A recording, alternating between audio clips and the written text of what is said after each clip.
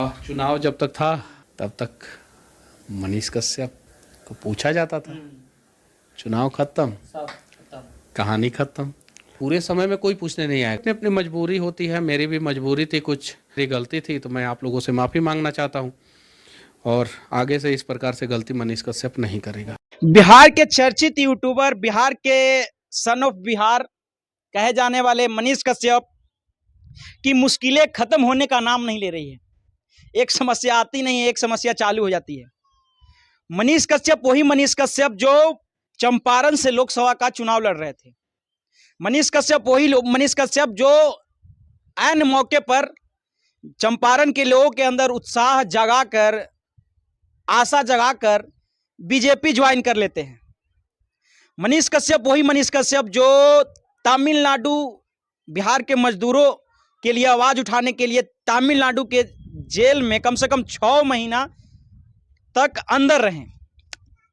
मनीष कश्यप वही मनीष कश्यप जो लगातार इंजीनियर, ठेकेदार का रिलाई करने वाले मनीष कश्यप अब इस वक्त एक चर्चा का विषय बना हुआ है कि मनीष कश्यप का जो फेसबुक पेज था, सच तक न्यूज चैनल, जो चार फेसबुक पेज था, लगभग 4 मिलियन से भी ज्यादा जो फॉलोवर था, चारों के चारों फेसबुक पेज को हैक कर लिया गया है।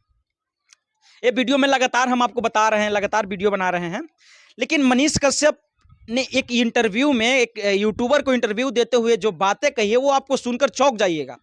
क्या कहा ऐसा, तो हम आपको बता रहे हैं कि मनीष कश्यप जो बातें बोलते हैं उसमें लगता है कि मनीष कश्यप ने जो गलती की है और उस गलती की माफी भी सोशल मीडिया पर मांगते हैं कि मैंने बहुत बड़ा धोखा खाया है, मुझसे गलती हो गया, मुझे बिहार के लोग मुझे माफ कर दे। तमाम वो लोग जिनके साथ मैंने गलत किया है, मैंने अगर उनको लगता है कि मैंने गलत किया है तो मुझे माफ कर दे। रिंकिया के पापा, नाम सुने हैं रिंकिया के पापा? वही मनोज तिवारी, रिंकिया के पापा ही हंस दिले, हंस के तमाचा। गाना नहीं आता है बट लेकिन रिंकिया के पापा मनोज तिवारी, बीजेपी के सांसद, निर्दलीय प्रत्याशी मनीष कश्यप को बीजेपी ज्वाइन कराने में सबसे बड़ा हाथ जो था वो मनोज तिवारी का था। मनोज तिवारी ने ही ऐन मौके पर बीजेपी ज्वाइन करवा के सारा खेला बिगाड़ दिया था।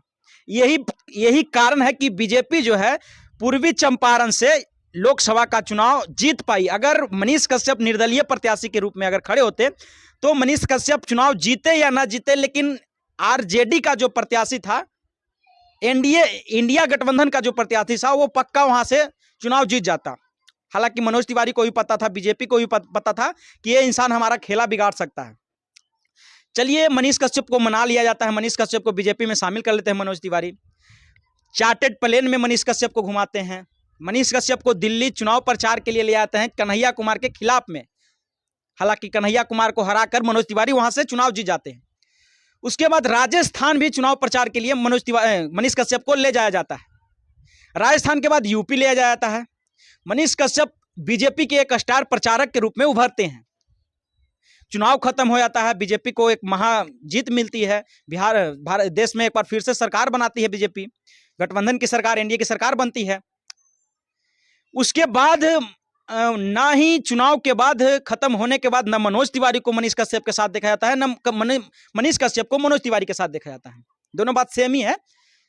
जब मनीष कश्यप पर मुसीबत आती है, कहा जाए एक तरह से फेसबुक हैक हो जाता है, तो ये बिल्कुल सही बात है कि किसी पार्टी के लिए एक चुटकी भर का काम होता है कि वो उसका आईडी, उसका जो पेज है उसको 2 घंटे में वापस ला सकता है। लेकिन मनीष कश्यप मनोज तिवारी को फोन करके, बीजेपी के तमाम वो नेता मंत्री को फोन करके थक जाते हैं, कोई सुनवाई नहीं होता है। तो एक इंटरव्यू में मनीष कश्यप साफ साफ बोलते हैं कि जब मनीष कश्यप का जरूरत था तो मनीष कश्यप को यूज किया गया, मनीष कश्यप को घुमाया फिराया गया, बहलाया फुसलाया गया, और जब जरूरत खत्म हो गया, चुनाव खत्म हो गया, तब मनीष कश्यप को भुला दिया गया। मनीष कश्यप को नहीं पता चला।